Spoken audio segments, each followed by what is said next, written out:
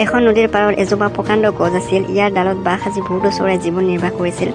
গছৰ খনৰ ডালবোৰে বৰষুণৰ টোপাল আৰু সূৰ্যৰ পোহৰৰ পৰা ৰক্ষা কৰিছিল। এদিন আকাশখন ডাৱৰীয়া হৈ পৰিল আৰু অলপ পিছতে প্ৰচণ্ড বৰষুণ হ'বলৈ ধৰিলে। চৰাইবোৰে নিজৰ বাঁহত লুকাই থাকিল, কিন্তু গছজোপাত থকা বান্দৰবোৰে শৰ নথকাৰ বাবে ঠাণ্ডাত কঁপিবলৈ ধৰিলে।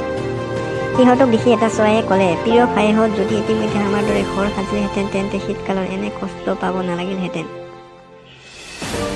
আমি সৰু হ'লেও সতেনে ঘৰ সাজিব পাৰোঁ। তোমালোকৰতো দুটা হাত ভৰি আছে, অতি সহজে ঘৰ সাজিব পাৰিবা। চৰাইৰ এই উপদেশ বান্দৰবোৰে ভাল নাপালে। কিছু সময়ৰ পিছত বৰষুণ বন্ধ হোৱাৰ লগে লগে বান্দৰবোৰে গছৰ ওপৰত উঠি চৰাইৰ বাঁহ ভাঙিবলৈ ধৰিলে।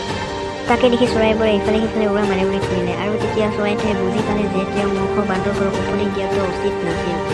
এই কাহিনীৰ পৰা আমি জানিব পাৰোঁ যে এজন মূৰ্খক অধিক জ্ঞান দিবলৈ গ'লে কেতিয়াবা নিজৰে ক্ষতি হ'ব পাৰে।